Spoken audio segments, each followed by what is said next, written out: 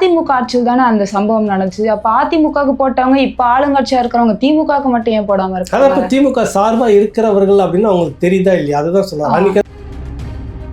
நீங்க சீமான் சொன்னப்புறம் எனக்கு ஒன்று தோணுதுங்க ஐயா. நான் வந்ததுலேருந்து நான் உங்களை பார்க்குறேன், உங்களோட வீடியோஸ்லாம் பார்த்துட்டு இருக்கேன். நீங்கள் வந்து சீமானுக்கு ஆதரவாக பேசிட்டு இருக்கீங்க. நீங்கள் ஒரு சீமான் ஆதரவாளரா, இல்லைனா இப்போ இதே நாம் தமிழர் கட்சி ஆட்சியில் இருந்து இப்படி ஒரு தப்புகள் நடந்திருக்குமா? கடுமையாக விமர்சனம் பண்ணியிருப்பேன். 2026 இவங்க வரணும் எனக்கு தெரிஞ்சு. ஏன்னா வந்தாதான் அப்போ இந்த மாதிரி நிறைய நடக்கிறத பார்த்து மக்கள் ஒரு கொந்தளிப்பான ஒரு சூழ்நிலை ஏற்படும். எப்படி இலங்கையில் மஹிந்த ராஜபக்சே வந்து விரட்டப்பட்டது அந்த குடும்பம் ஒரு இனத்தின் பகையை சொல்லி வளர்ந்து கடைசியாக வந்து நாட்டில் பொருளாதார வீழ்ச்சி ஏற்பட்டு அந்த சொந்த இன மக்களை விரட்ட ஆரம்பிச்சாங்கல்ல, அந்த மாதிரி இவர்களுக்கு வரணும்னு நான் நினைக்கிறேன். இதே நம்ம இந்த பக்கம் பார்த்தா தமிழக அரசு 9 லட்சம் கோடி கடன் வாங்கியிருக்கு. இது ரெண்டுத்தையும் ஒப்பிட்டு நீங்க என்ன நினைக்கிறீங்க? இந்தியாவிலேயே மொழிக்காக உயிர் தியாகம் பண்ண மண் இந்த மண். நூற்றுக்கணக்கில் கிட்டத்தட்ட 400க்கு மேற்பட்டவர்கள் சுட்டு தூக்கி போட்டிருக்காங்க பணங்களா. இந்திய எதிர்ப்பு போராட்டம் வந்த அந்த காலகட்டத்தில் இந்திய மாநிலங்களிலே ஒரு மொழிக்காக உயிர் தியாகம் பண்ண மண். எந்த உயிர் தியாகம் பண்ணவங்களுடைய பட்டியல் இருக்குதாங்க, அவங்கள பற்றி பாடத்திட்டத்தில் வச்சிருக்கிறியா? இந்த மொழிக்காக இப்படி ஒரு பெரிய தியாகமே நடந்திருக்கிறது அப்படின்னு ஏன்னா இது வரைக்கும் நீங்கள் வச்சுருக்கீங்களா? மொழி தீவிரவாதம் எல்லா மொழிக்கும் பற்றா இருக்கிறாங்க. தமிழ் மொழியினர் பற்றாக இருக்கும்போது மட்டும் தமிழ் தீவிரவாதிகள் பேர வைக்கிற போக்கு இங்கே நிற்கிது இல்லை. அதுக்கு தான் இந்த அரசை விமர்சிக்கிறோம். கன்னடம் அவன் மண்ணுக்கும் மொழிக்கும் பேசுகிறோன்னா அவங்க மொழி பற்றாளர். மலையாளம் அவங்க மொழி அவங்க இனத்துக்குன்னு இருக்கிறப்ப அவங்க மொழி பற்றாளர்கள். தெலுங்கில் அந்த மாதிரி அவங்க மொழி இனத்துக்குன்னு பாடுபடுறவங்களும் மொழி பற்றாளர்கள் சொல்லுவோம். இங்கே பேசும்போது தீவிரவாதிகள், தமிழ் வெறியர்கள் அப்படின்னு சொல்லுது.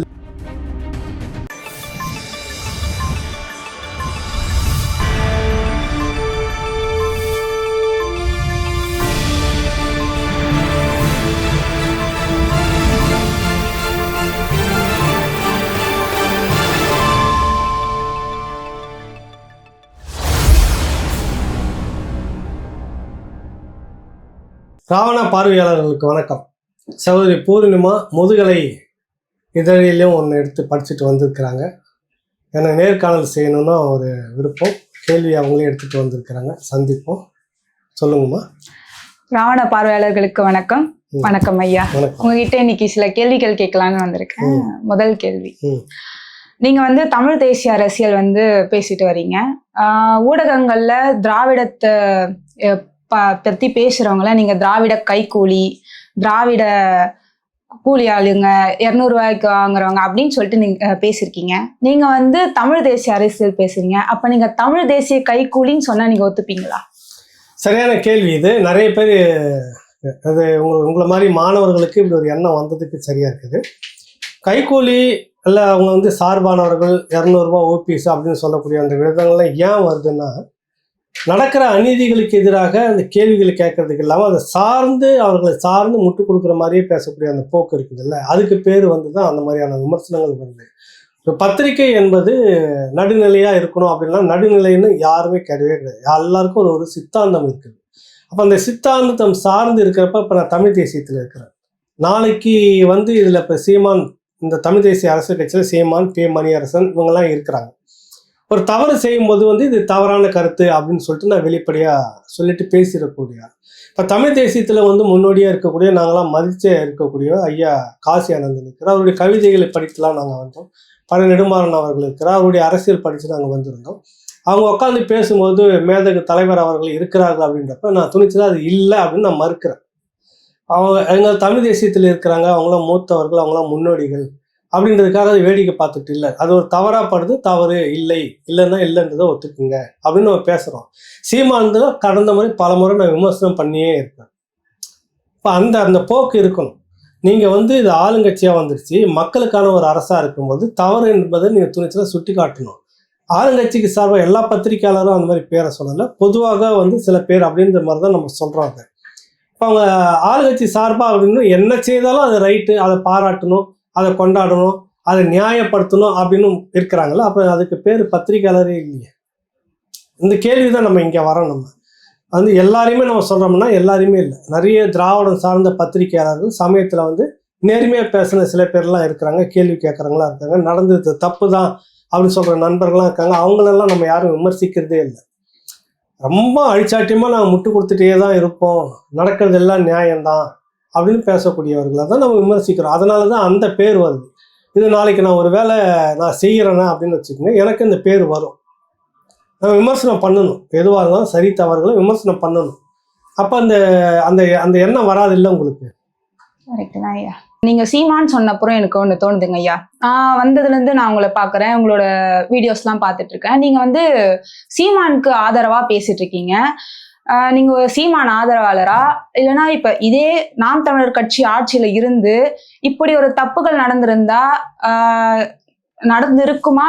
கடுமையா விமர்சனம் பண்ணியிருப்பேன், மிக கடுமையா விமர்சனம் பண்ணியிருப்பேன். புரியுதுல்ல? ஆட்சிக்கு வரணும் தான் இல்லை, வராத போது நடக்கிறதுக்கும் விமர்சனம் பண்ணிட்டு இருப்போம். ஒருவேளை நாளைக்கு அவங்க அதிகாரத்துக்கு வந்துட்டாங்க, அப்படியான சம்பவங்கள் நடக்குது, அதை நியாயப்படுத்துறாங்கனாக்கா முதல் எதிர்ப்பாளராக என்னை போன்றவர்கள் நான் கட்டாயம் இருப்பேன். இன்னொன்று, சீமான் ஆதரவு அப்படின்னு இல்லை, தமிழ் தேசிய தளத்தில் ஆதரவாக இருக்கிற தமிழ் தேசிய சித்தாந்தவாதி. அதனால அது அரசியல் கட்சியாக இருக்கிறது, தேவைப்படுது, அதனால அதை ஆதரிக்கிறேன் அப்படின்னு பல முறை நான் சொல்லியிருக்கிறேன். உங்களை போன்ற புதியவர்களுக்கு தெரிஞ்சிருக்க வாய்ப்பு இல்லை. இன்னைக்கு அந்த கட்சி இருக்குது, ஒரு பெரிய கட்சியாக இருக்குது, தேவைப்படுது, இந்த அரசியல் தேவைப்படுது தமிழ்நாட்டு மக்களுக்கு. இவர்கள் வந்த பிறகு தான் வந்துட்டு மணல் கொள்ளையை பற்றி புரிஞ்சிக்க முடியுது, மலையை வெட்டி எடுத்துகிட்டு போகிறதுல இருக்கிற அநீதியை புரிஞ்சிக்க முடியுது, இந்த ஊழல் நெருக்கடி இதெல்லாம் வந்து புரிஞ்சிக்க முடியுது, தமிழ் தேசிய அரசியல்னா என்னன்றதை மக்கள் தெரிஞ்சிக்க முடியுது. இப்போ திராவிடமும் தமிழ் தேசியம் பேசுகிறாங்க, நாங்கள் தான் தமிழர் பற்றார்கள்னு சொல்கிறாங்க. ஆனால் யாருக்கு சார்பாக கடைசியாக முடிவு எடுத்துக்கிட்டே போகிறாங்க? தமிழ்நாட்டில் தமிழ் கோயிலில் தமிழில் அர்ச்சனைன்றதுக்கு முடியாத ஒரு அவலம் இங்கே இருக்குது இல்லை. அப்போ இந்த அரசியல் தேவைப்படுதுன்ற ஒரு நிலைப்பாட்டில் மட்டும்தான் ஆதரிக்கிறோம். இவங்க செய்யறது எல்லாமே நியாயம் அப்படின்னு ஆதரிக்கவே இல்லை, ஆதரிக்க போகிறதில்ல. நீங்கள் ஒருவேளை சொன்ன மாதிரி உங்கள் கனவு நிறைவேறிச்சு, நாளைக்கு நாம் தமிழர் கட்சி அதிகாரத்துக்கு வந்ததுன்னு வச்சுக்கோங்க, இந்த மாதிரியான லாக்அப் டெத் நடக்குதுன்னு வச்சுக்கோங்க, லாக்அப் டெத்தோ இல்லை கடத்தி கொலை செய்கிற அந்த விஷயமோ இதெல்லாம் செய்யுதுன்னா களத்தில் இறங்கி நாங்கள்லாம் போராடுறோம். மாற்று அரசியல்னு சொல்லிட்டு வந்தீங்க, நீங்கள் இந்த வேலையை செய்யலாமா அப்படின்னு சொல்லிட்டு கடுமையான ஒரு எதிர்ப்பை கட்டாயம் செய்வோம். நான் இன்னைக்கும் சொல்கிறேன், நாளைக்கும் சொல்கிறேன், நான் எதிர்ப்பேன் தான். அவங்க தவறு செய்தால் எதிர்ப்பேன் தான், கேள்வி கேட்பேன் தான். அது சீமான் அவர்களாக இருந்தாலும் சரி அப்படின்றத பல முறை சொல்லிட்டேன், கேள்வி கேட்பேன் தான், அதெல்லாம் மாற்று கருத்தே இல்லை. நன்றிங்க. அடுத்த கேள்வி, இதை நான் உங்ககிட்ட கேட்டே ஆகணும். ஏன்னா நீங்க வந்து தமிழ் தேசியம் பேசுறவங்க, நான் ஒரு வேற மொழி இனம், வேற சமத்துவத்தை சாதி இனத்தை சேர்ந்தவன், நான் ஒரு ரெட்டியா, நான் தெளிவாகவே சொல்றேன், நான் ஒரு ரெட்டியத்தை சேர்ந்தவர். இப்ப நான் உங்ககிட்ட வரும்போது, நீங்க தமிழ் தேசியம் பேசுறீங்களா, உங்ககிட்ட வரும்போது ஒரு நட்போட பழக முடியுமா? ஏன்னா நீங்க தமிழ் தேசியம் பேசுறீங்க, எங்களை வந்து வேற இனத்தார்கள் அப்படின்னு சொல்லிட்டு பாப்பீங்களா? நாங்க நண்பர்களா இல்ல எதிரிகளா? நீங்க எப்படி நினைக்கிறீங்க? ஏன்னா எனக்கு அது தோணிட்டே இருக்கு ரொம்ப நாளா. நீங்க சொல்லுங்க ஐயா அதுக்கு பதில். நிறைய நண்பர்கள் இந்த மாதிரி தான் குழப்பத்தில் இருக்கிறாங்க. இப்போ தமிழ் தேசியம்னா பிற மொழியாளர்களை வந்துட்டு பகைவர்களாக பார்க்குறாங்க அப்படின்லாம் இல்லை. வந்தாரை வாழ வைக்கும் தமிழகன்ற பேர் இருக்குது, யாதும் ஒரு யாவரும் கேளீர் அப்படின்ற உலகம் முழுக்க வந்து ஒரு பொது உடைமையை பற்றி பேசுகிற ஒரே ஒரு இது இலக்கியம், அந்த வார்த்தையும் இங்கே தான் இருக்குது. என்ன பிரச்சனை இங்கே அப்படின்னாக்கா, நீங்கள் இந்த திராவிடம் அப்படின்னு ஒன்று இருக்குது, அதை பிற மொழியாளர்கள் சேர்ந்து கொண்டு ஆள்றாங்க. அப்படின்றப்ப பிற மொழியாளர்கள் தான் இங்கே பாதிக்கப்படுறாங்க. ரெட்டியாரில் ஏழைப்பாடைகள் இருக்கிறாங்க, அவங்களுக்கு எல்லா திட்டங்களும் அந்த அரசு கொடுத்துருதா? ஒரே சமூகம், நீங்கள் பேசுறது தெலுங்கு மொழி, அவங்க பேசுறது தெலுங்கு மொழி, உங்களுக்கு எல்லா சலுகையும் நம்ம இனம் தான் கொடுத்துருதா? அங்கேயும் வறுமையில தான் வச்சுட்டு இருக்கிறீங்க, எல்லாரும் சமமா வறுமையை அனுபவிச்சுட்டு இருக்கிறோம். இதன் பேரில் ஒருத்தர் உட்காந்துட்டு ஆதிக்கம் பண்ணிட்டு இருக்கிறாங்களே, அதை தான் நாங்கள் விமர்சனம் பண்றோம். அந்த ஒட்டுமொத்த தெலுங்கு சமூகத்தையும் விமர்சனம் பண்ணலை, இவர்கள் வந்து உட்காந்து அதிகாரம் பண்ணிட்டு இருக்கிறாங்க அப்படின்றத நம்ம சொல்ல வரோம். அது இப்போ உங்க வீட்டுல இன்னொருத்தர் வந்து உட்காந்து அதிகாரம் பண்ண நீங்க விடுவீங்களா? விட மாட்டாங்க. உங்க அப்பா தானே அதிகாரம் பண்ணணும், கரெக்டு தானே? இல்லைங்க பரவாயில்ல, நம்ம எல்லாம் பக்கத்துல அக்கம் பக்கத்துல ஒண்ணுக்குள்ள ஒன்னாதான் இங்க ரொம்ப நாளா இருக்கிறோம், அடுத்த வீட்டுல இருக்கிற அம்மாவும் வந்து என்ன அதிகாரம் பண்ணலாம் அப்படின்னு நீங்க ஒத்துப்பீங்களா? உங்க அம்மா தானே உங்க அதிகாரம் பண்ணணும். பக்கத்து வீட்டுல ஆண்டி ரொம்ப நம்ம கிட்ட உயிருக்கு உயிரா பழகிட்டாங்க, ஒண்ணுக்கு ஒன்னா இருந்துட்டு இருக்கிறாங்க, ரொம்ப காலமா இருந்துட்டு இருக்கிறோம் அப்படின்னு அவங்க உங்களை அதிகாரம் பண்ண நீங்க ஒத்துப்பீங்களா? முடியாது. இதேதான் இங்க நடக்குது. இப்ப ஆந்திராவில வந்துட்டு அந்த மண்ணை சார்ந்தவர்கள், அந்த மொழியை சார்ந்தவர்கள் தான் முதலமைச்சரா இருக்காங்க, கரெக்டா? கரெக்டுங்க ஐயா. தப்பு இல்ல? தப்பு இல்லை. ஆந்திராவில இருந்து தெலுங்கானா பிரிஞ்சுது.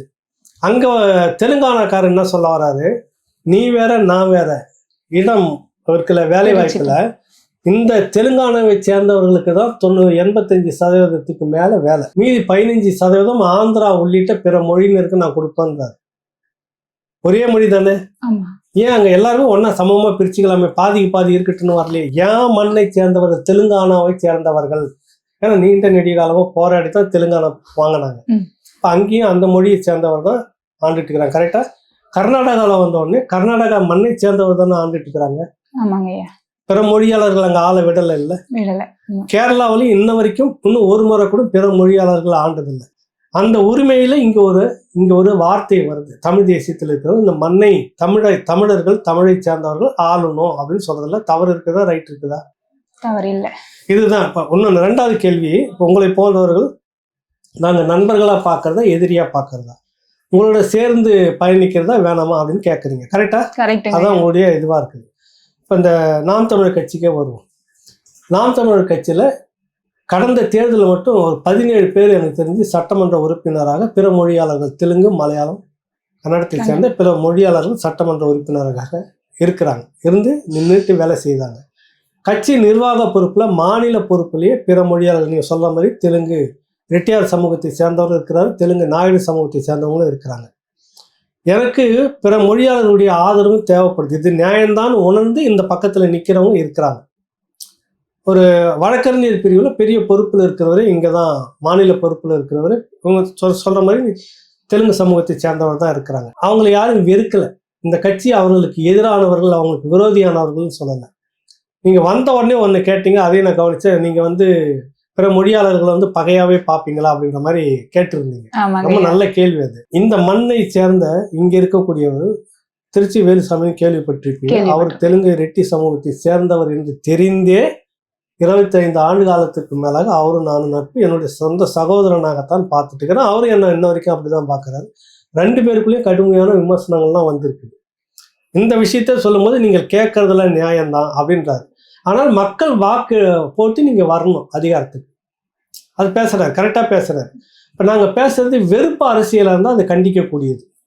பிற மொழியாளர்களை ஒரேடியா நான் பேசுறேன்னாக்கா வெறுப்பு அரசியல் பேசுறேன்னா அது கண்டிக்கக்கூடியது. அப்படி இல்லை, உங்களுடைய ஆதரவும் வேணும். எல்லா விஷயத்துக்கும் பொதுவான தமிழர்களுக்கான ஒரு நியாயம் வேணும் அப்படின்றப்ப நீங்க கூட நிக்கணும்.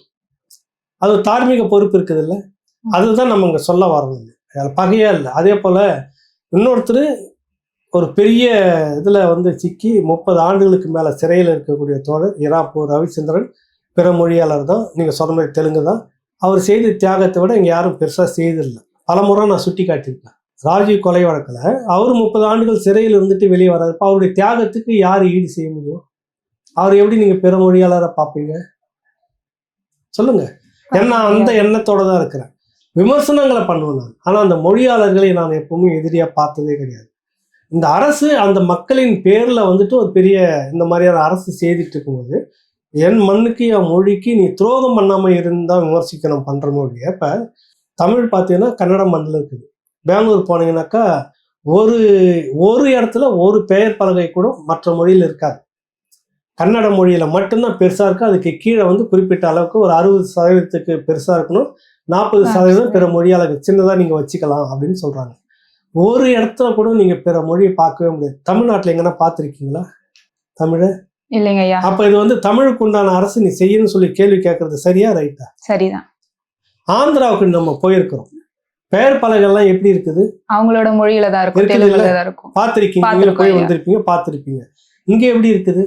ஆங்கிலத்தில் தான் முதல்ல. அதான் சொல்ல வரேன். இப்ப இந்த மொழியை நீ வளர்க்கல.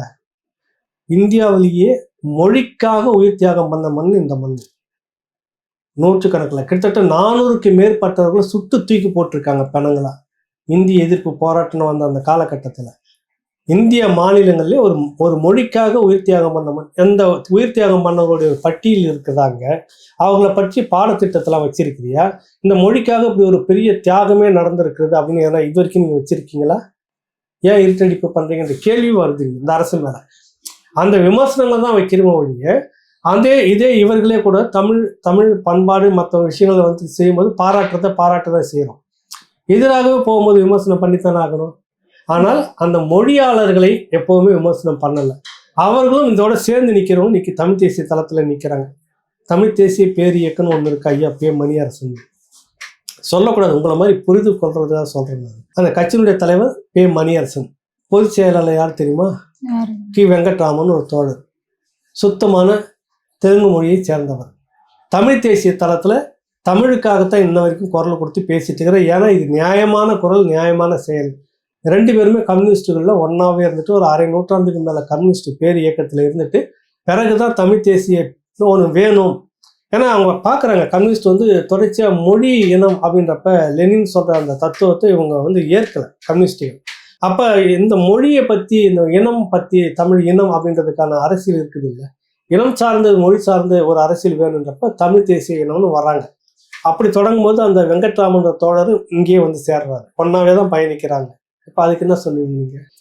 ஆக அவங்கள பகையாக பார்க்கல. நீங்கள் தூரத்தில் இருந்து பார்க்குறவங்க இவங்க வந்து இப்படி பேசுகிறாங்க, தெலுங்கு மொழியினர் எல்லாம் விரோதியாக பார்க்குறாங்க, மலையாள மொழியினர் விரோதியாக பார்க்குறாங்க, கன்னட மொழியினர் விரோதியாக பார்க்குறாங்க. எப்படியும் பார்க்கவே இல்லை. எல்லோரும் இருக்கிறோம், எல்லோரும் நல்லா வாழறோம், தமிழுக்குன்னு குரல் கொடுக்குறோம், அவ்வளோதான் விஷயம். இந்த மண்ணை சேர்ந்தவர்கள் ஆளுன்னு சொல்கிறோம். இது தவறு இருக்குதா, ரைட் இருக்குதா? தவறு இல்லை. இதுதான் இந்த விஷயம். புரிதல் தூரத்துல இருந்து பார்க்கும்போது தவறா தோணும், பழகி பேசும்போது இதுல இருக்கிற நியாயத்தை உணர தெரிஞ்சுட்டு நிறைய தோழர்கள், பிற மொழியாளர்கள் இந்த கட்சிக்குள்ள வந்து இந்த வேலையை செய்ய தொடங்கி போயிட்டு இருக்கிறாங்க. 10 வருஷத்துக்கு மேல வேலை செய்துட்டு இருக்கிறாங்க. ஆனாலும் இந்த கட்சி ஒன்றும் மொழி துவேஷம் பேசிட்டு இருக்குது, சாவனிஸ்ட், தீவிரவாதம், மொழி தீவிரவாதம், எல்லா மொழிக்கும் பற்றா இருக்கிறாங்க. தமிழ் மொழியினர் பற்றாக இருக்கும்போது மட்டும் தமிழ் தீவிரவாதிகள் பேர வைக்கிற போக்கு இங்க நிக்குது இல்லை. அதுக்கு தான் இந்த அரசை விமர்சிக்கிறோம். கன்னட அவன் மண்ணுக்கும் மொழிக்கும் பேசுறோன்னா அவன் மொழி பற்றாளர். மலையாளம் அவங்க மொழி அவங்க இனத்துக்குன்னு இருக்கிறப்ப அவங்க மொழி பற்றாளர்கள். தெலுங்குல அந்த மாதிரி அவங்க மொழி இனத்துக்குன்னு பாடுபடுறவங்க மொழி பற்றாளர்கள் சொல்லுவாங்க. இங்கே பேசும்போது தீவிரவாதிகள், தமிழ் வெறியர்கள் அப்படின்னு சொல்லுது இல்லை இந்த திராவிடம். அந்த திராவிடத்தின் பின்னால் ஒளிந்து கொள்ளக்கூடிய சில முகங்களை தான் நம்ம விமர்சிக்கிறோம். ஒட்டுமொத்த மக்களும் அல்ல, பிற மொழியாளர்களையும் அல்ல. சரிங்க ஐயா. நீங்க இப்ப இந்திய எதிர்ப்பு, தமிழ் தேசியம் சொல்லும் போது எனக்கு ஒரு கேள்வி தோணுதுங்க ஐயா. இந்த மும்மொழி கொள்கை வந்து பேசிட்டு இருந்தாங்கல்ல, நீங்க வந்து மும்மொழி கொள்கை வந்து நல்லதா, நீங்க எப்படி நினைக்கிறீங்க? மும்மொழி கொள்கை வரலாமா வேணாமா, அதை பத்தி நீங்க என்ன நினைக்கிறீங்கன்னு தெரிஞ்சுக்கலாம். எனக்கு 1000 மொழி இருக்குது, அது ஒன்றும் பிரச்சனை இல்லை. வாசல் வந்து ஒண்ணுதான் இருக்கணும். அதான் தமிழ் தேசிய தளத்துல பே மணியரசன் அவர்களும் சீமான் அவர்களும் இன்னும் இருக்கக்கூடிய எல்லாரும், என் தாய்மொழி இங்க வலுவாக இருக்கணும், என் தாய்மொழியில் கல்வி இருக்கணும். பிற மொழி நீ எத்தனை வேணாலும் கற்றுக்குங்க, அது வந்து ஒரு அறிவு தான். அது வந்து என் தாய்மொழியில கல்வி கற்றுக்கும் போது யார் ஒருத்தருக்குமே ஒரு விசாலமான சிந்தனையும் பார்வையும் வரும். உலகம் முழுக்க இருக்கக்கூடிய ஆய்வுகள் அதை தான் சொல்லுது. நீங்கள் வந்து இந்த மொழியை புறக்கணிச்சுட்டு பிற மொழிகள்லாம் தூக்கி வச்சுன்னு கொண்டாடணும்னு எனக்கு அவசியம் இல்லையே. உங்க தாயை விட்டுட்டு சித்தியை ஒன்றும் மற்றவங்களே பெரியம்மா அவங்களுக்கு முக்கியத்துவம் கொடுத்து கொண்டாடுவீங்களா? முடியாதுங்க ஐயா. முதன்மை தாய் தானே. அதைத்தான் நாமளும் சொல்றோம், அதை தான் இங்க சொல்ல வரேன். நீ எத்தனை வேணாலும் கொண்டு வா, மும்மொழி கொள்கை வச்சுக்கோ, நாமொழி கொள்கை வச்சுக்கோ, எத்தனை வேணாலும் வச்சுக்கோ, பிரச்சனை இல்லை. எனக்கு முதன்மையானது, முக்கியமானது, எல்லாவற்றுக்கும் வந்து பொருத்தமானதுன்றது தாய் வழியில், தாய்மொழியில் கல்வி, தாய்மொழி தான் அங்கே இருக்கணும் அப்படின்னு சொல்ல வரோம். பிற மொழியை வந்து கற்றுக்கலாம், எத்தனை வேணாலும் கற்றுக்கலாம். இப்போ வடக்கு போகிறப்ப எனக்கு ஹிந்தி வேணும்னா ஹிந்தி கற்றுக்கணும் தான் ஆகணும். இப்போ நார்த் இந்தியன்ஸ்லாம் நிறைய பேர் இங்கே வந்திருக்கிறாங்க, தமிழ் கற்றுக்கிட்டு நல்லாவே பேசுகிறாங்க. இங்கேருந்து ஒரு டைம் வந்துட்டு மணிப்பூர் வரைக்கும் ஒரு டைம் வந்து ட்ரெயினில் போகிறேன். அப்போ பார்த்தீங்கன்னா ஒரு குறிப்பிட்ட இடத்துக்கு பிறகு சகஜமாக என்கிட்ட பேசுகிறாங்க. எல்லாமே எப்படிப்பா இவ்வளோ நல்லா பேசுகிறேன், இங்கே தமிழ்நாட்டில் நான் வேலை செய்துட்டு இருந்தேன் அப்படின்னு சொல்கிறாங்க. மொழியை கற்றுக்கொள்வது வேறு, அதை திணிப்பது வேறு. எனக்கு ஒரு மொழி இருக்குது, இதை விட்டுட்டு இந்த மொழியை தான் நீ ஆட்சி மொழியாக வச்சுக்கணும், இந்த மொழி தான் கற்றுக்கணும், இந்த மொழியில தான் நீ பேசணும், இதுதான் ஆளப்போகிற மொழி அப்படின்னு இந்தியை கொண்டு வைக்கணுன்ற எண்ணம் இருந்துச்சுன்னா விட்டுடுங்கன்ற. அதுக்கு அந்த எண்ணம் இருக்கக்கூடாதுன்ற. எனக்கு என் மொழி தமிழ், இங்கே தமிழில் தான் எல்லா போக்குவரத்தும் இருக்கணும். தகவல் தொடர்புக்காக நீ ஆங்கிலத்தை வச்சுக்கோ, அப்படி வந்து வச்சுக்கிட்டா ஓகே. ஆனால் நான் இதை வந்து திணிப்போம் அப்படின்றப்பதான் எனக்கு ஏற்புடையது அல்ல அப்படின்னு சொல்லுவாங்க. அங்கே தான் ஒரு முரண்பட்ட கருத்து வருதுன்ற. ஆனால் மும்மொழி கொள்கை அப்படின்றது ஏற்புடையது இல்லை. நீ எத்தனை வந்து பேர் வந்து இப்படி வைக்கிறாங்க. நான் முதல்ல என்ன சொல்கிறோம், தமிழில் நீ எல்லாமும் அதில் பிற மொழி கொள்கை ரெண்டும் பின்னாடி வரட்டும், அது ஒன்றும் பிரச்சனை இல்லை. தமிழ் முதன்மையானதாக இருக்கட்டும், தமிழ் பாடமொழியாக இருக்கட்டும், எல்லாத்தையும் போட்டு திணிக்காதீங்க. சிறுவர்கள்கிட்ட, பிள்ளைகள்கிட்ட, மருத்துவம் முதல் பொறியியல் வரைக்கும் எல்லாமே நீங்கள் வந்து தமிழ் மொழியில் கற்றுக் கொடுங்க. அதுக்கு வாய்ப்பு நிறைய இருக்குது. அப்படிலாம் முடியாததெல்லாம் இல்லை. பொறியியல் உள்பட, மருத்துவம் உள்படலாம் ஏற்கனவே யாழ்ப்பாணத்துலலாம் மருத்துவம் தமிழ்லே பாடம் நடத்தியிருக்கிறாங்க ஒரு காலகட்டத்தில். எல்லாருக்கும் அவங்கவுங்க மொழியில பாடம் நடத்து, இன்னும் விசாலமாக புரியும், அறிவரைச்சு நல்லா கூடாதுன்னு சொல்லுவாங்க. அதனால மும்மொழி கொள்கைன்றதை விட முதன்மை மொழின்றது எனக்கு தமிழ் வந்துடணும், அதில் நீங்கள் முக்கியத்துவம் கொடுங்கன்னு சொல்ல வரோம். இப்ப திராவிடர்கள் வந்து மும்மொழி கொள்கையை ஆதரிக்கிறாங்கன்னு நினைக்கிறீங்களா, இல்ல அதை வந்து புறக்கணிக்கதா, இல்ல வேணாம் எங்களுக்கு தமிழ் மொழி தான் வேணும்னு நினைக்கிறாங்கன்னு நீங்க நினைக்கிறீங்களா? எப்படி இன்னும் சொல்ல போனாக்கா அந்த மொழியின் பேர்ல அதிகாரத்துல உட்கார்ந்தது திராவிடர்கள் தான். நீங்க நிறைய கேள்வி நல்லா எங்க டிஸ்கஸ் பண்ணிட்டு வந்திருக்கீங்க போல இருக்கு. இது எனக்கு தோண்டிட்டு இருக்கிற ஒண்ணுங்க இந்த ஐயா. மொழி இந்தி எதிர்ப்பு போராட்டம்னு சொன்ன இல்லைங்களா, அந்த மொழி போராட்டத்தினுடைய உச்சத்துலதான் அந்த உணர்ச்சி பெருக்கத்துல கொந்தளிப்புல இருக்கும்போது அந்த தேர்தல், அதை ஒட்டி வர தேர்தலில் தான் திமுக அதிக பெரும்பான்மையை வெற்றி பெற்று அதிகாரத்துல உட்காந்து காங்கிரஸ் வந்து இந்த திணிச்சதுன்றதுக்காக வீழ்த்தப்படுது. அதோட போன காங்கிரஸ் இன்ன வரைக்கும் எழுந்து வரல.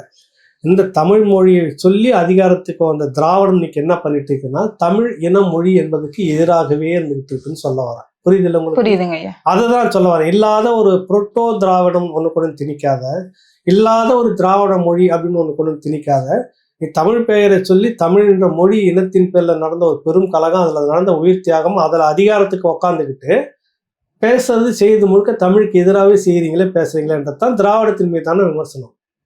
அன்னைக்கு உக்காந்துட்ட மாதிரி தமிழுக்கு முக்கியத்துவம் கொடுத்து தமிழ் எல்லாத்தையும் முதன்மையாக கொண்டு வந்திருந்தா உங்க மேல இந்த விமர்சனமே வந்திருக்காது. இந்த தமிழ் தேசிய கட்சிகளை பிறந்திருக்காது, முதல்ல உருவாயிருக்காது. கரெக்டு தானே? கரெக்ட் தான் ஐயா. அவங்களாவே இருந்திருக்கலாம், ஒரு எதிர்ப்பே இருந்திருக்காது. நீங்க அதை செய்ய தவறிட்டீங்களே. முதல்ல இந்த மொழிப்போர் தியாகம் ஏன்றதை கூட பாடத்திட்டத்தில் இல்லையே. அவர்களை பற்றி தியாகம் செய்தவர்களை பற்றியான ஒரு பெரிய தொகுப்பு எதுவும், ஒரு மியூசியம் எதுவுமே இல்லையே. நேற்று செத்து போனவங்க உங்க உங்க உங்க உங்க வழியில வந்தவங்களுக்குலாம் மண்டபம் பெருசா கட்டுறீங்க. ஒரு இனத்துக்காக செத்தவங்களை எங்க கொண்டு வச்சிருக்கிறீங்க? இப்ப கேள்வி வருதா இல்லையா? இதுதான் இங்க ஒரு விமர்சனமா இருக்குது திராவிடத்தின் மீது. இதைதான் நம்ம இங்க பேசுறோம். மற்றபடி ஒரு பெரிய இதெல்லாம் அவங்க மேல வந்து காழ்ப்புணர்ச்சி இருக்கவே கூடாது அப்படின்லாம் கிடையாது. மாவு சொன்ன மாதிரி 1000 பூக்கள் மலரட்டும் அப்படின்னு மக்களுக்காக இருக்கட்டும் தான் சொல்லுவாங்க. எல்லா கட்சியும் இருக்கட்டும். ஆனா இங்க திராவிடம் என்னன்னா ஒரு அரை நூற்றாண்டுகளுக்கு மேல இங்க தமிழ் என்ற போர்வையில உள்ள நுழைஞ்சுக்கிட்டு இந்த இனத்தின் பேர்ல இருந்துக்கிட்டு அப்புறம் தமிழ் இல்லை திராவிடம்னு ஒரு மொழி இருந்தது அப்படின்னு சொல்லும் போதுதான் இங்க வந்து ஒரு எதிர்ப்பு அரசியலை வந்து தோன்றுது. டோட்டலா அந்த மக்களுக்கு எதிராகவே இருந்துட்டு இருக்கு. புரியுதுல்ல உங்களுக்கு? சரி, இந்த பக்கம் மாற்று மொழின்னு சொல்லக்கூடிய நீங்க தெலுங்கு மொழின்னு விமர்சனம் வருது இல்லை, அந்த மக்களுக்காவது ஏதாவது செய்திருக்கீங்களான்னா எங்களுடைய கோரிக்கையே உங்களை போலதான் இருக்குதுன்றாங்க அந்த மக்களும். புரியுதுல்லப்ப? அப்ப குறிப்பிட்ட குடும்பம் கொள்ளையடிச்சு ஒரு பெரும் பணக்காரர்களாக உயர்ந்து கொண்டு இருப்பதுக்கு பேரு திராவிடம்னு வச்சுக்கிட்டு ஒரு குழப்பம் நடத்துறது மீதுதான் ஒரு விமர்சனம் வருதுங்க. அதை தான் இங்க நம்ம பேசிட்டு இருக்கிறோம். சரிங்க ஐயா, அடுத்த கேள்விக்கு போலாம். இன்னைக்கு ஒரு சம்பவம் நடந்திருக்கு. என்னன்னா, நாமக்கல் மாவட்ட ஆட்சியர்கிட்ட இந்த குறவர் இன மக்கள் வந்து எங்களுக்கு ஒரு கழிப்பிடம் கட்டித்தாங்கம்மா, அவங்க கெஞ்சி கேட்டுக்கிறோம் அப்படின்னு சொல்லிட்டு கதறி கலங்கி அழுகிற வீடியோ வந்து ரிலீஸ் ஆயிருக்கு. இதே நம்ம இந்த பக்கம் பார்த்தா தமிழக அரசு 9 லட்சம் கோடி கடன் வாங்கியிருக்கு. இது ரெண்டுத்தையும் ஒப்பிட்டு நீங்க என்ன நினைக்கிறீங்க? இதுக்கு முன்னாடி நீங்க கேட்டு இருந்தீங்க, இதுக்கு பேர் தான் திராவிடம். புரியுதுல உங்களுக்கு? புரியுதுங்க ஐயா.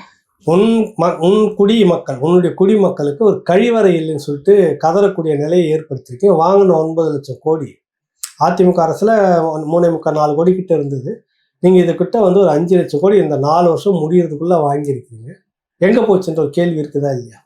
கடந்த முறை வந்துட்டு இந்த ப்ராஜெக்ட் சென்னைக்காக வேண்டி ஒரு சொட்டு தண்ணி நிற்காது அப்படின்னு ஒரு 4000 கோடி 6000 கோடியை பேசிக்கிட்டு இருந்தாங்க.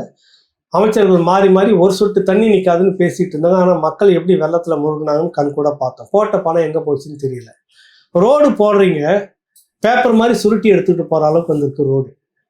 என்னன்னா அந்த பர்சன்டேஜ் கமிஷன் இந்த காசுல எவ்வளவுதான் போட முடியும்னு அந்த கான்ட்ராக்டர் செய்யலாம்.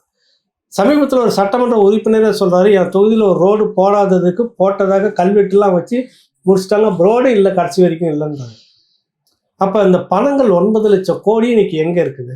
நேற்று வந்த ஒரு அமைச்சர் இந்த 4-5 வருஷத்தில் அவங்க சொத்து எவ்வளோ உயர்ந்திருக்குன்னு ஒவ்வொருத்தருக்கும் கணக்கு எடுங்க. பின்னாடி நீங்களும் இங்கே பிறந்து வளர்க்குறீங்க, நீங்களும் இங்கே வந்து உழைச்சிருக்கீங்க, நானும் இங்கே பிறந்திருக்கிறேன், படிச்சிருக்கேன், வளர்ந்துருக்கேன், நான் இங்கே உழைக்கிறேன்.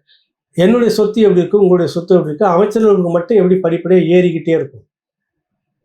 எந்த காசு? அதெல்லாம் நம்ம கடன் வாங்குற காசும் நம்ம வரி அதான் வருது இல்லை உங்களுக்கு? இல்லை, யாருக்குமே ஏறல. பல லட்சம் இளைஞர்கள் இன்னைக்கு வேலை தேடி சுத்திட்டு இருக்கிறான்.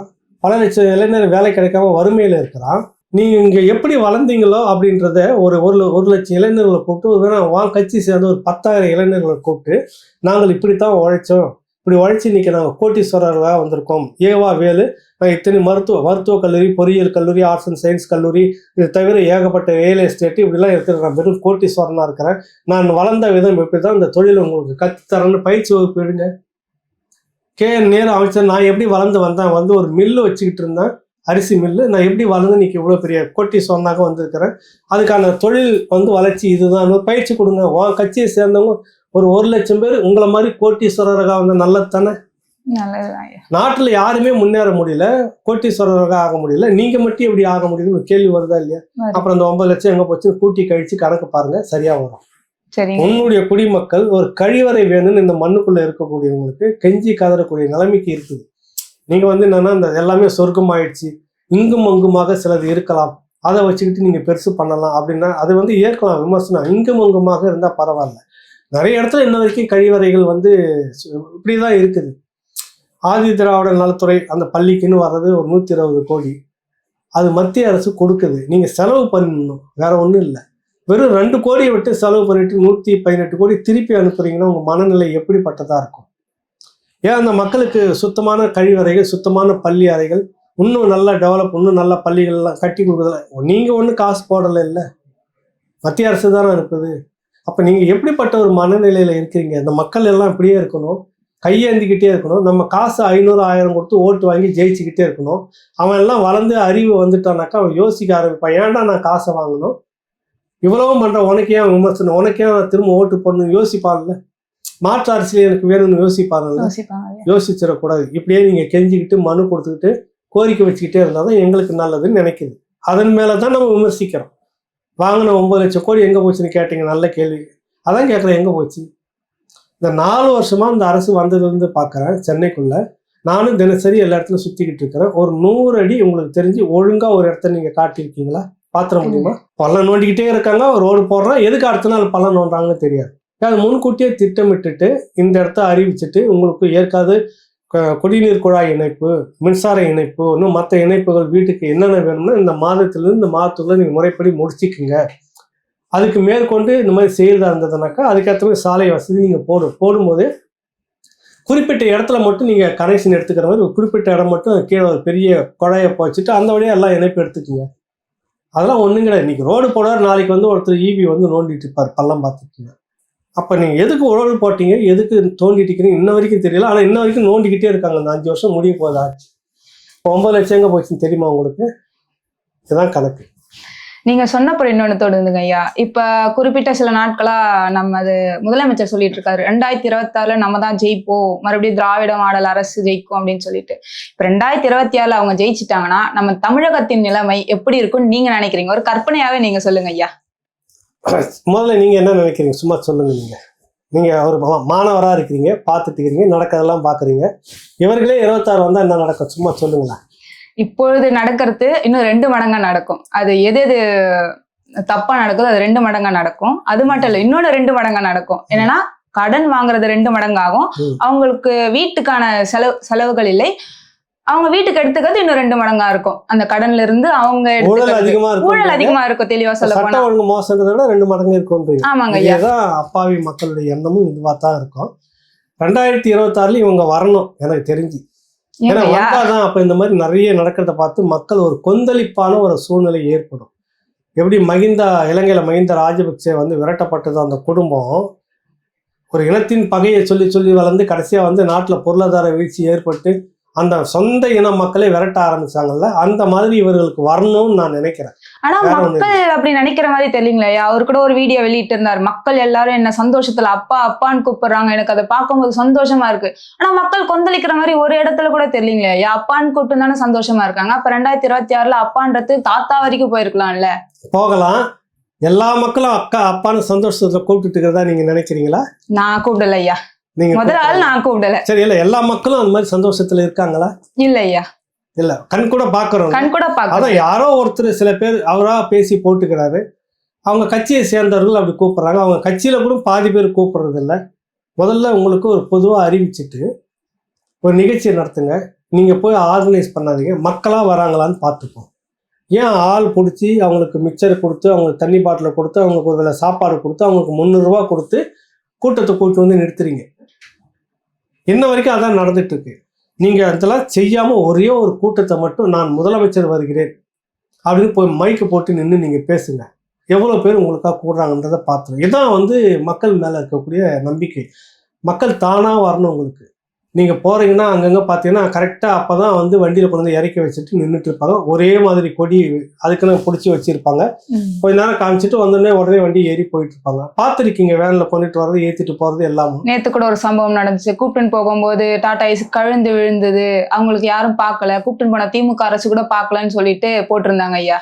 பார்க்குறீங்க, இவ்வளோ கேள்வி கேட்குறீங்க. அவர் 2026 இதுவே வரணும்னு ஏன் விரும்பணுன்ற ஒரு கேள்வி வருதா இல்லையா? மக்களுடைய நிலை, ஆளுங்கட்சி எப்பவுமே நாங்கள் தான் வருவோம்னு சொல்லுவாங்க. மக்கள் வந்து இப்போ நம்ம அனுபவிச்சது இது இன்னைக்கும் இதுக்கு மேலே வேணுமா இல்லை இதோட நிறுத்திக்கணுமான்னு மக்கள் தான் முடிவு பண்ணணும்.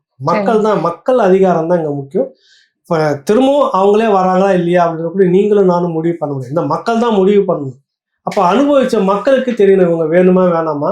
கடைசி நேரத்தில் ஒரு 500 ரூபா 1000 ரூபாய் கொடுத்துட்டு ஓட்டு கேட்டால் நம்ம போடுறது நியாயமா அப்படின்னு மக்கள் யோசிக்கணும்னு சொல்ல வரேன். சாத்தான்குளம்ல அப்பா மகன் அந்த லாக்அப் மரணம் பத்தி கேள்விப்பட்டிருப்பீங்க. அப்போ வந்து இந்த திரையுலக பிரபலங்களான சத்யராஜ், பிரகாஷ்ராஜ், ரஜினி, கமல், விஜய், சூர்யா, கார்த்தி, திருமாவளவன், கருமலை, சுபவீரபாண்டியன் மற்றும் 2 பேர் மறந்துடுச்சுங்க ஐயா. இவங்கெல்லாம் வந்து ட்வீட் பண்ணியிருக்காங்க, இதேமாரி நடந்திருக்கு, அதிமுக ஆட்சியில் இப்படி நடந்திருக்குன்னு சொல்லிட்டு.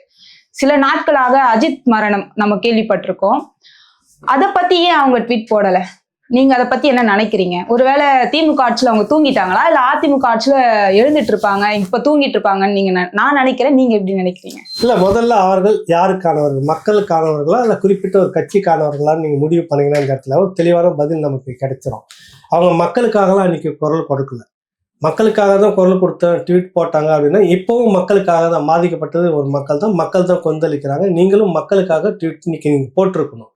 ஆக அவங்க அன்னைக்கு மக்களுக்காக அதை செய்யல, ஒரு கட்சிக்காக செயல்பட்டார்கள் அப்படின்னு தெரியுது. கரெக்டா? ஒரு கட்சிக்காக செயல்பட்டவர்கள் அந்த கட்சி இன்னைக்கு ஆளுங்கட்சியாக இருக்கும்போது எப்படி பேசுவாங்க? அவங்க மக்களுக்காக பேசல, நல்லா தெரியுது இல்ல.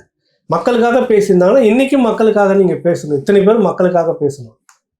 அப்ப ஆளுங்கட்சி சார்பாக அவங்க பேசியிருக்கிறாங்க. திரும்ப ஆட்சி மாற்றம் மாறிடுச்சு, ஒருவேளை அவங்க எதிர்கட்சியாக நாளைக்கு வந்துட்டாங்கன்னா அன்னைக்கு இவர்கள் எல்லாம் புரட்சி கொடி எடுத்துக்கிட்டு ட்வீட் போகிறதுக்கான வேலையில வருவாங்க. இப்போ அந்த கட்சி ஆளுங்கட்சியாக இருக்கிற வரைக்கும் இவங்களுக்கு நம்ம தொந்தரவு பண்ணாமல் முட்டு கொடுத்துட்டு இருந்தாவே போதும். அதனால தான் சொல்கிறோம் தொடக்கத்தில் இவங்கெல்லாம் முட்டு கொடுக்குற ஆட்கள் அப்படின்னு சொல்லிட்டு. அப்போ கூட அதிமுக ஆட்சியில் தானே அந்த சம்பவம் நடந்துச்சு. அப்போ அதிமுகவுக்கு போட்டவங்க இப்போ ஆளுங்கட்சியாக இருக்கிறவங்க திமுகவுக்கு மட்டும் ஏன் போடாமல் இருக்காங்க? அதான் இப்போ திமுக சார்பாக இருக்கிறவர்கள் அப்படின்னு அவங்களுக்கு தெரியுதா இல்லையா? அதுதான் சொல்லுவாங்க. அன்னைக்கு வந்து ஆளுங்கட்சி அதிமுக, எதிர்கட்சி திமுக குரல் கொடுத்தோன்னு திமுகவுக்கு சார்பாக இவங்கெல்லாம் புரட்சி வேஷம் போட்டாங்க. இப்போ அது ஆளுங்கட்சியாக வந்துருச்சு இல்லை. இப்ப எப்படி இப்ப நடந்திருக்கிற தப்புக்கு இப்படி போட்டாங்கன்னா நம்ம ஆச்சு நம்மளே குறை சொல்ற மாதிரி ஆயிருக்கு. சார்பாக நிக்கிறாங்கல்ல, அதை தான் நம்ம சொல்ல வரோம். அதனாலதான் அவங்க மௌனித்து போனவர்கள். நிறைய பேர் விதவிதமா விமர்சிக்கிறாங்க, அவங்கலாம் வந்து காணாம போயிட்டாங்க அப்படின்னு. எனக்கு இல்லை, நல்லா வாழுறாங்க, சந்தோஷமாக இருக்கிறாங்க. இந்த ஆட்சி முடிகிற வரைக்கும் வாய் திறக்க மாட்டாங்க. ஒருவேளை எதிர்கட்சியாக மாறிச்சுன்னா 2024க்கு பிறகு திமுக, அப்பொழுது இந்த புரட்சியாளர்கள்லாம் புது வேஷம் போட்டுக்கிட்டு வெளியில வருவாங்க. அப்ப நம்ம பார்க்கலாம் அப்படின்னு சொல்றேன். சரிங்க ஐயா, பல கேள்விகளை மனதில் வச்சிருந்தேன், உங்களால் விடைகள் தெரிஞ்சுக்கிட்டேன். மீண்டும் அடுத்த நிகழ்ச்சியில் சந்திப்போம். நன்றி ஐயா. நன்றி.